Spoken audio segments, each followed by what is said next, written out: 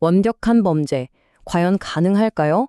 범인들은 현장의 모든 물리적 흔적을 지울 수 있다고 믿습니다. 장갑을 끼고 발자국을 감추고 증거를 태워버리죠.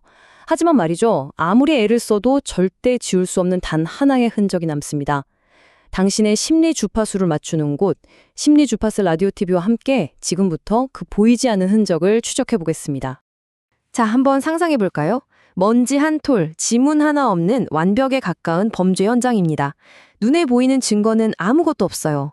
이런 곳에서 대체 어떻게 범인을 찾아낼 수 있을까요? 바로 그럴 때 우리는 눈에 보이지 않는 것들을 봐야 합니다. 그 정답은 바로 시그니처에 있습니다. 범인의 뼛속 깊이 새겨져서 자기도 모르게 반복하는 행동 습관. 이건 뭐랄까, 결코 지울 수 없는 마음의 지문 같은 거죠. 지금부터 이 보이지 않는 지문을 단서로 범인이 남긴 속삭임을 한번 들어보겠습니다. 첫 번째 시그니처는 바로 흉기에서 발견됩니다. 범인이 어떤 무기를 선택했느냐는 단순히 도구의 문제가 아니에요. 그 사람의 심리 상태, 그리고 가장 익숙하고 편안하게 느끼는 방식을 그대로 보여주는 거울이거든요. 대한민국을 공포에 떨게 했던 연쇄살인범 유영철의 사례를 통해 그 의미를 한번 파헤쳐보죠. 유영철하면 딱 떠오르는 게 있죠? 바로 직접 만든 무거운 망치입니다. 망치는 피해자를 순식간에 제압하고 상황을 완벽하게 통제하려는 그의 욕구를 고스란히 보여주죠. 이게 그의 강력한 시그니처였어요. 그런데 말이죠, 2004년 원암동 사건에서는 그의 DNA와도 같더니 망치가 갑자기 사라집니다. 현장에서는 오직 칼만 발견됐어요. 항상 망치를 쓰던 그가 갑자기 칼만 사용했다? 이 어색하고 이질적인 패턴이야말로 나중에 그가 다른 범죄를 자기 소행이라고 거짓말할 때 그 진실을 꿰뚫어 볼 수 있는 결정적인 열쇠가 됐습니다. 흉기가 범인의 방식을 보여줬다면 피해자의 몸에 남은 상처는 범인의 감정을 아주 적나라하게 드러냅니다. 상처의 위치나 개수, 깊이 같은 것들이요. 이건 범인의 마음 상태를 비추는 또 하나의 시그니처라고 할 수 있죠. 2003년에 있었던 삼전동 방화 살인 사건을 보면 이 상처가 얼마나 많은 이야기를 들려주는지 알 수 있습니다. 현장에는 3명의 피해자가 있었습니다. 그런데 뭔가 이상했어요. 남성 피해자들은 급소를 노린 단 한 번의 공격으로 살해됐거든요. 아주 효율적이죠? 하지만 여성 피해자의 몸에서는 얼굴과 몸 전체에 걸쳐서 무려 12군데의 상처가 발견됩니다. 전문가들은 이걸 오버킬, 즉 필요 이상의 공격이라고 불러요. 살인이 목적이었다면 한 번이면 충분했을 텐데 이렇게까지 했다는 건 범인이 이 여성에게 아주 깊은 개인적인 원한을 품고 있었다는 강력한 증거가 됩니다. 범인은 불을 질러 모든 증거를 없애려고 했지만 시신에 새겨진 그 분노의 시그니처까지는 태워버리지 못했던 거죠.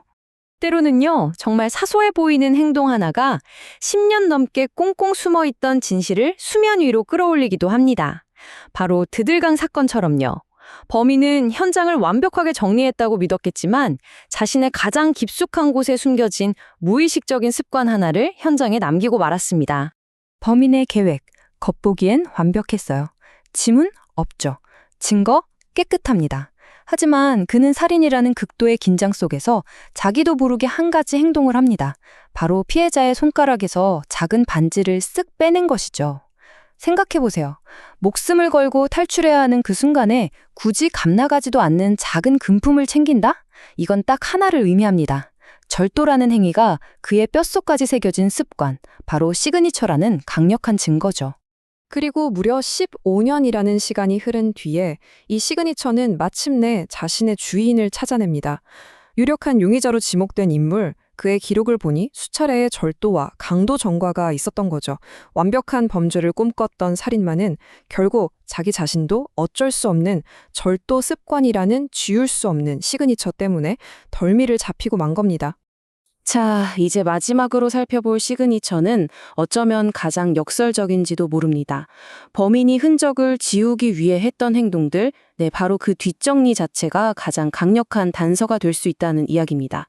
다시 원남동 사건으로 돌아가 볼까요? 범인은 냄새를 지우려고 섬유유연제를 뿌렸고 자신의 신발보다 더 큰 255mm 족적을 일부러 남겼어요. 이게 다 뭐겠어요? 수사팀을 혼란에 빠뜨리려는 아주 치밀한 계획인 거죠. 하지만 바로 이 완벽에 가까운 뒷정리가 오히려 이렇게 말해주고 있는 겁니다. 이런 치밀함과 여유, 이건 절대 초범에게서는 나올 수 없는 행동이다. 즉, 범인이 이미 범죄에 아주 능숙한 인물이라는 사실을 스스로 폭로하는 시그니처인 셈이죠. 그래서 우리는 이런 결론에 이르게 됩니다. 범인은 흔적을 다 지웠다고 생각하겠지만 사실은 그가 지우려고 애썼던 방식 그 자체가 가장 선명한 지문으로 남는다. 결국 범죄 현장이라는 건요, 어떻게 보면 범인과 수사관이 벌이는 소리 없는 대화의 장 같은 거예요. 범인은 자신도 모르게 무의식적인 습관과 욕망을 현장에 쏟아놓고 수사관은 흩어진 그 조각들을 하나씩 모아서 범인의 얼굴을 완성해 나가는 거죠. 자, 오늘 저희와 함께 추적해본 범죄의 시그니처 어떠셨나요? 범인은 현장의 증거는 지울 수 있었어도 자기 자신의 본성까지는 숨길 수 없었습니다. 그렇다면 혹시 우리의 일상 속에는 어떤 무의식적인 시그니처들이 숨어 있을까요? 당신의 마음이 보내는 주파수가 궁금하다면 저희 심리주파수 라디오 TV 채널을 구독하고 계속해서 그 신호를 함께 찾아봐요. 지금까지 당신의 심리주파수를 맞추는 곳 심리주파수 라디오 TV였습니다. 감사합니다.